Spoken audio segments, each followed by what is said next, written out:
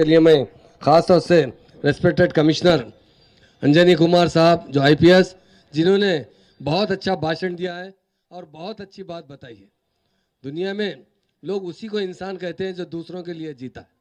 आज हमारा police department आवाम के लिए जी रहा है, आवाम की हमदर्दी में, उनकी खुशहाली में, उनकी अमन के लिए जो काम कर रहा है। मैं समझता हूँ हिंदुस्तान में अगर नंबर 1 पुलिस डिपार्टमेंट है तो हमारा तेलंगाना स्टेट का है।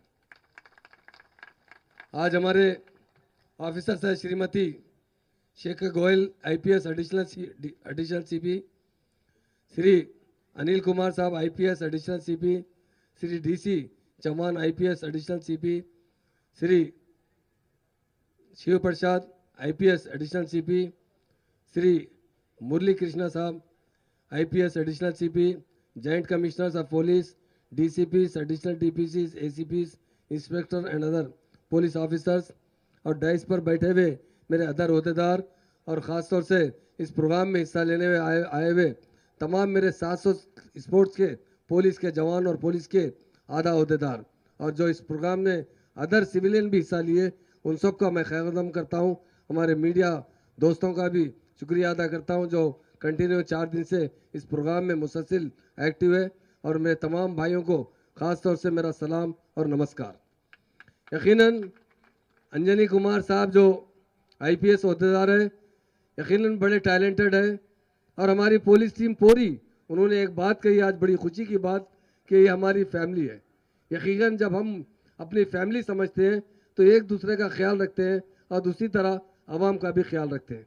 उन्होंने एक बात बहुत अच्छी कही, हमारे सीएम साहब जब तेलंगाना मूवमेंट चला रहे थे, उसके बाद जब 2014 में तेलंगाना की आवाम ने भारी मेजॉरिटी से टीआरएस पार्टी को इख्तियार दी, तो सबसे बड़ा चैलेंज अगर हमारे लिए था तो लैंड ऑर्डर का था, क्योंकि उस वक्त हमारे एक चीफ मिनिस्टर थे जो किरण कुमार रेड्डी साहब, उन्होंने कहा था कि तेलंगाना लोगे तो लैंड ऑर्डर कभी भी कंट्रोल नहीं कर सकोगे, यहाँ पर फिसादात बर्पा हो गए, हिंदू मुस्लिम कम्युनल राइट्स होंगे। उन्होंने अपनी ज़बान से बात कही थी, नेक्सलिज्म आ जाएगा तेलंगाना में।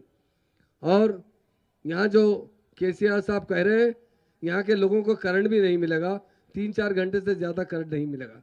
मगर मुझे फ़ख्र है और सीएम साहब ने मुझे ख़ास तौर से होम मिनिस्टर का ओहदा दिया है, और मुझे ख़ास तौर से हमारे पुलिस ऑफिसर्स पर, तमाम डीसीपी पर, हमारे कमिश्नर साहब पर, जितने हमारे पुलिस की टीम है, उन सब पर फ़ख्र है कि उन्होंने जिस तरह लैंड ऑर्डर को कंट्रोल किया है उसकी मिसाल हिंदुस्तान में दी जा रही है।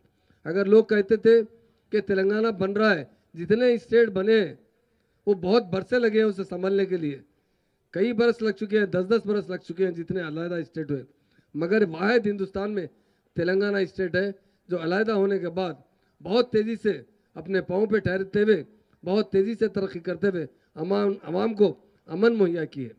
पुलिस डिपार्टमेंट यकीनन काबिल फ़ख्र है हमारे लिए, क्योंकि हमारे सीएम साहब खुद जब शुरू में पहला जो स्पीच दिए थे वो परेड ग्राउंड पर सबसे ज़्यादा लैंड ऑर्डर पर तवज्जो दिए थे, और अल्लाह के फजल करम से, भगवान की कृपा से आज हमारा लैंड ऑर्डर सारे हिंदुस्तान में उसकी मिसाल ली जाती है। हमारे पुलिस डिपार्टमेंट यकीनन, अभी अंजनी कुमार साहब ने कहा कि जो हमारे निज़ाम के नवादरात में टिफ़िन बॉक्स चले गया था, बहुत यहाँ नहीं दिल्ली के अखबारों में भी इसकी चर्चा हुई थी, मगर हमारी पुलिस का कारनामा रहा, 6-7 दिन के अंदर उसको रिकवर किया गया। बहुत से लोग अब जो हमारे पास शी टीम्स है जिससे जिस तरह अच्छा काम हो रहा है उसकी मिसाल सारे हिंदुस्तान में कायम की जा रही है, और जितने स्कीम हमारे सीएम साहब में तेलंगाना में लाए हैं वो पूरे के पूरे स्कीम आज हिंदुस्तान के दूसरे स्टेटों में लागू किए जा रहे हैं जो वेलफेयर स्कीम है। जब भी जो काम होता है सबसे अहम जिम्मेदारी पुलिस अहदेदारों की होती है। लैंड ऑर्डर फराहम करना ये कोई आसान काम नहीं है, मगर हमारे पुलिस ऑफिसर जिस तरह आज काम कर रहे हैं उसकी मिसाल सारे हिंदुस्तान में ली जा रही है। देखिए तेलंगाना में किस तरह लैंड ऑर्डर है, हमारे सीएम साहब ने जिस तरह एडमिनिस्ट्रेशन करते हुए डेवलपमेंट स्कीम हमारे स्टेट में लाए उसकी भी मिसाल नहीं मिल सकती। यकीनन आज का दिन भी हमारे लिए, आज मैं पहली बार आया हूँ, मैं तमाम का शुक्रिया भी अदा करता हूँ हमारे अहदेदारों का और तमाम लोगों का कि मुझे आज बुलाया गया है, क्योंकि स्पोर्ट्स हमारे लिए बहुत अहमियत के हामिल है। जो इंसान रात दिन काम करता है उसके बाद स्पोर्ट्स में अगर वो हिस्सा लेता है तो हमेशा एक्टिव और हेल्दी रहता है। मैं तमाम पुलिस ऑफिसर से कहता हूँ, और हमारी जो पुलिस है फ्रेंडली पुलिस है, इसकी मिसाल हम दे चुके हैं हज़ारों बार। चार मीनार से कई बार पब्लिक और पुलिस फ्रेंडशिप कई प्रोग्राम किए गए हैं। और आज फ्रेंडली पुलिस की मिसाल इसलिए बताना चाहता हूँ कि इसके साथ दूसरे लोगों को भी स्पोर्ट्स में शामिल किया गया। साबिक़ा में ये काम पहले नहीं हुआ था। पहली मर्तबा पुलिस ने सिविलियन के साथ मिलकर स्पोर्ट्स में हिस्सा लिया, उसके लिए मैं कमिश्नर साहब को मुबारकबाद देता हूँ। यकीनन हर इंसान कुछ ना कुछ वक्त स्पोर्ट में ज़रूर देना चाहिए। हम लोग अगर रात दिन मेहनत करते हैं, टेंशन रहता है, अगर एक आधा घंटा भी हम स्पोर्ट्स में हिस्सा लेंगे तो हम फ्रेश हो सकते हैं, हेल्दी हो सकते हैं, मेंटली भी हम पर जो प्रेशर रहता है वो कम हो सकता है।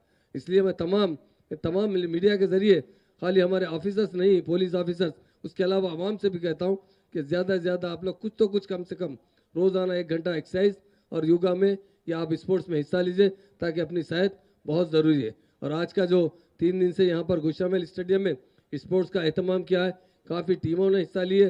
और इससे पहले भी पुलिस की टीम, मैं समझता हूँ फुटबॉल में वर्ल्ड लेवल पर हमारी जा चुकी है, उसे हम आगे बढ़ाएंगे ज़रूर। और मुझसे जो भी हो सकता है, क्योंकि हमें अल्लाह ताला ने हर जगह लीडर्स को अता करते हैं, मगर हमारी स्टेट के अंदर अल्लाह ताला ने जो चीफ मिनिस्टर को अता किया है, बहुत डायनेमिक चीफ मिनिस्टर है। वो आवाम को अपनी औलाद की तरह ट्रीट करते हैं। मैं हमेशा रहता हूँ उनके साथ। वो जब भी कोई स्कीम लाते हैं तो वो चाहते हैं कि आगे का फ्यूचर प्लान के साथ स्कीम लाए। यकीनन हमारे पास बहुत से प्रॉब्लम्स आहिस्ता आहिस्ता साल हो चुके हैं। ट्रैफिक प्रॉब्लम भी हमारे पुलिस को बहुत सता रहा है।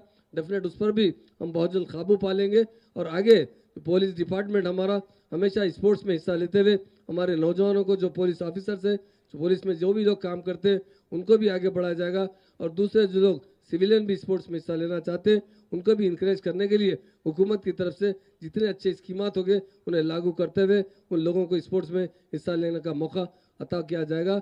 आज जो मुझे बुलाया गया उसके लिए मैं हमारे खासतौर से चीफ मिनिस्टर साहब का दिल की गहराइयों से शुक्रिया इस बात पर अदा करना चाहता हूँ कि मुझे होम डिपार्टमेंट का ओहदा दिया गया है।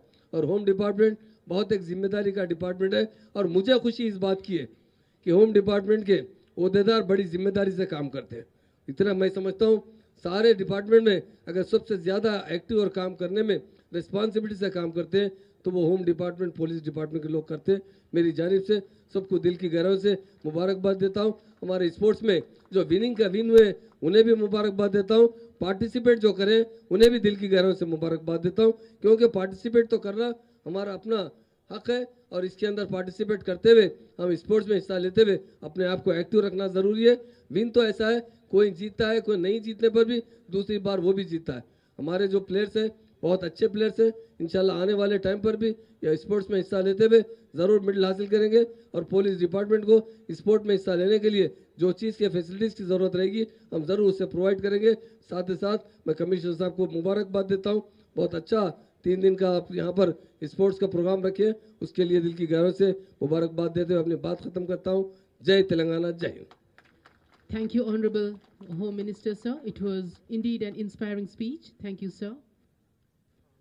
Thank you, sir, for the inspiring speech. And